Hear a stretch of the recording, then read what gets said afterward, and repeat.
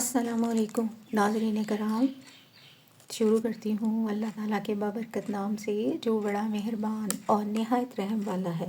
ام المومنین حضرت سلمہ حضور صلی اللہ علیہ وآلہ وسلم سے پہلے حضرت ابو سلمہ رضی اللہ تعالیٰ عنہ صحابی کے نکاح میں تھیں۔ دونوں میں بہت ہی زیادہ محبت اور تعلق تھا، جس کا اندازہ اس طرح ہوتا ہے کہ ایک مرتبہ سلمہ رضی اللہ تعالیٰ عنہ نے ابو سلمہ سے کہا کہ میں نے یہ سنا ہے کہ مرد عورت دونوں جنتی ہوں، اور عورت مرد کے بعد کسی سے نکاح نہ کرے تو وہ عورت جنت میں اسی مرد کو ملے گی۔ اسی طرح اگر مرد دوسری عورت سے نکاح نہ کرے تو وہی عورت اس کو ملے گی۔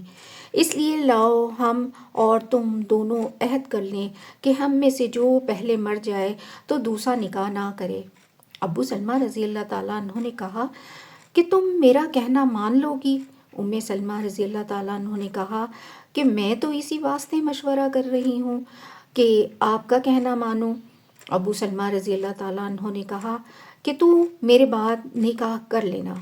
پھر دعا کی کہ یا اللہ میرے بعد سلمہ رضی اللہ تعالیٰ عنہ کو مجھ سے بہتر خامد عطا فرما، جو نہ اسے رنج پہنچائے اور نہ تکلیف دے۔ ابتدائے اسلام میں دونوں میاں بیوی حبشہ کی طرف ہجرت کر گئے۔ اس کے بعد وہاں سے واپسی پر مدینہ طیبہ کی ہجرت کی۔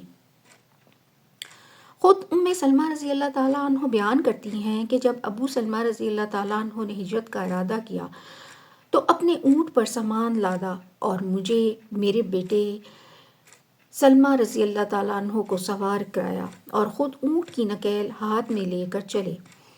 میرے میکے والوں کو خبر ہوئی تو انہوں نے ابو سلمہ سے کہا کہ تم اپنی ذات کے بارے میں تو آزاد ہو سکتے ہو، مگر ہم اپنی لڑکی کو تمہارے ساتھ کیوں جانے دیں کہ یہ شہر در شہر پھرے۔ یہ کہہ کر اونٹ کی نکیل ابو سلمہ رضی اللہ تعالیٰ عنہ کے ہاتھ سے چھین لی اور مجھے زبردستی واپس لے آئے۔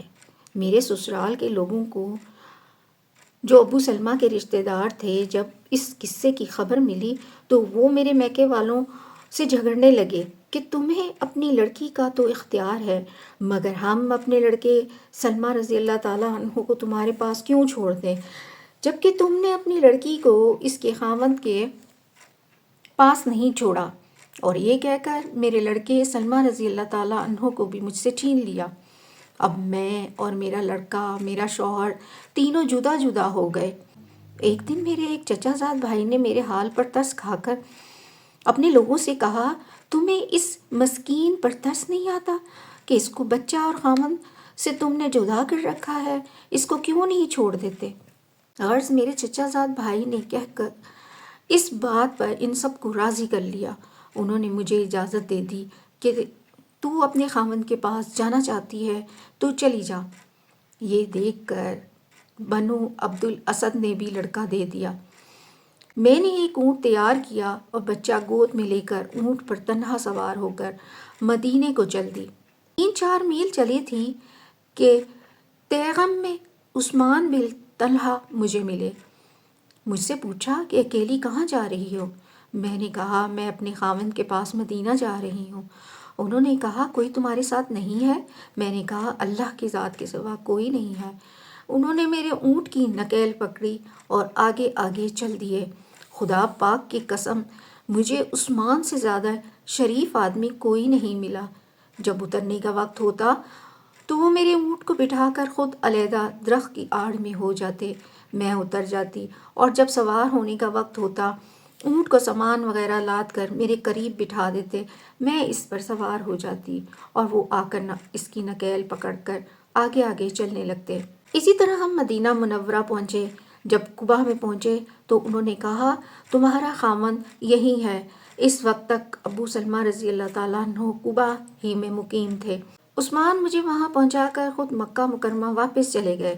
پھر کہا کہ خدا کی قسم عثمان بن طلحہ سے زیادہ شریف آدمی میں نے نہیں دیکھا، اور اس سال میں جتنی مشقت اور تکلیف میں نے برداشت کی شاید ہی کسی نے کی ہو۔